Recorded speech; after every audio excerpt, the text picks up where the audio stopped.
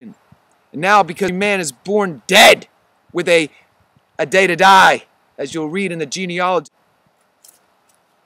I'll put that enmity between her seed and your seed, and he shall bruise you on the head, and you shall bruise him on the heel, signifying the cross right here to Satan, to his face.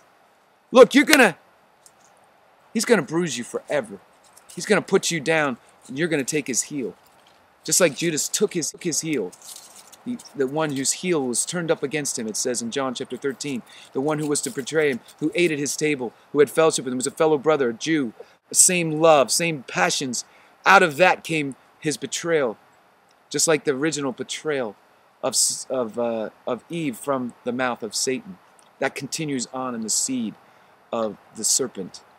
He'd take people on the inside. He'll take people, emperors who hate you on the outside, and kill you and martyr you and destroy you physically, emotionally, in every tyrannical type of way. And then he'll bring you on the inside and pull you away.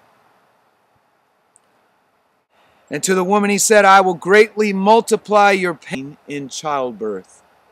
Every baby has the potential to be a seed of the serpent and the seed of the woman, capital S, the destined seed, Messiah's seed, the seed of Christ, the seed of David, to have the royal power and authority and the scepter to destroy the serpent.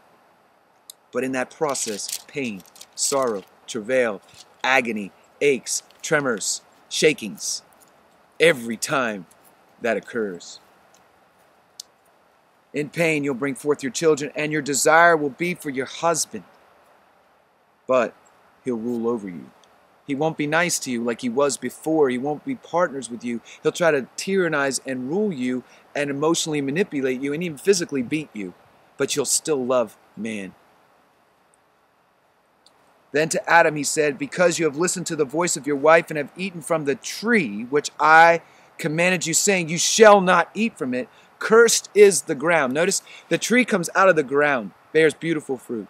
Fruit that he was just enjoying, just tending to it, trimming here and eating there and moving around and just looking at things and enjoying them. Now, the very ground that he came from and the very ground that the tree grows out of and the fruit from, because the water that God supplies in the ground, that the roots find and it pull in and nutrify itself and create that fruit.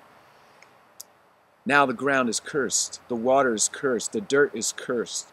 And what is included in that curse is toil and labor, hardship and pain. All the days of your life, both thorns and thistles, it shall grow for you. Now all of a sudden weeds, pests, annoying insects and things like that. And you shall eat the plants of the field. By the sweat of your face you shall eat bread. It'll be hot, that mist, all that good stuff that you're experiencing, you'll need to wait on rain. You'll need to break up fallow, hard ground with a plow.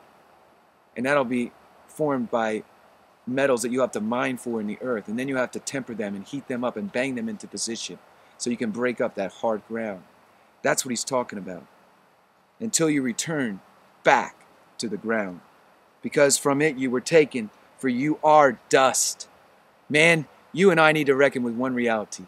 We are dust.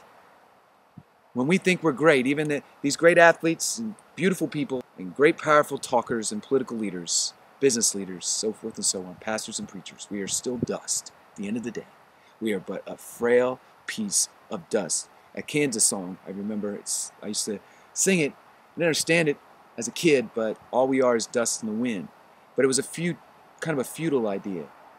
But there's nothing wrong with that, because we need to know that we are but dust, dust in the wind. We are a passing shadow. We're grass that pops up and then fades away.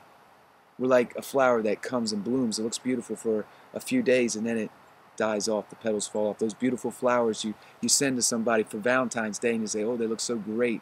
But it isn't long before they dry up and die off. That's us. We're dust. Now the man called his wife's name Eve because she was the mother of all living. And the Lord made garments of skin for Adam and his wife and clothed them. Here we get the beautiful picture of God dressing man for himself, to return back into fellowship with man. Remember, God went from man, man hid from God. So it's all about God's move. God's the one that saves. God's the one that pursues. God's the one that speaks. God's the one that called Adam and asked him the questions, the proper questions. Do you remember how you broke my law? So here we are asking in the place of God, beseeching on behalf of Christ, be reconciled to God. Do you not know that you're a sinner? Do you not know that you're a lawbreaker? Do we not know collectively as humans we are of the dust and we are lawbreakers from our mother's womb? We have hearts that are traitors. We have tongues that are serpent-like. We deceive. We do not understand our God as we ought. We have a small view of God rather than a large view of God. But here God clothes his man, his Christ, his Savior, his Messiah, his capital S seed that will crush, most definitely, the head of the serpent one day. So it's Christ and his righteousness that we need to be clothed with today. It's Christ's blood that was shed like that animal, the skin, wherever it came from, that lamb or that ram. Whatever God slew, it had to shed its blood. It had to die. It had to expire. Something else had to die and expire before God could properly clothe Adam and Eve, the mother of all living. Do you see it with me today? Do we see it together? Do we understand the first 3 chapters of Genesis shape the whole of all of the history of man and heaven and eternity? It starts with eternity past, and now we see it unfolding and see it point to a day when Satan will be crushed, head will be bruised, but ultimately man will be brought into derision, and the seed of the woman will rule one day. That's where it all points, returning us back to the dominion mandate, the holy mandate of God to subdue the earth, to have dominion of it, to work in perfect harmony with the Father. And this comes by means of God clothing us through the shedding of blood. May God richly bless you as you meditate on these things.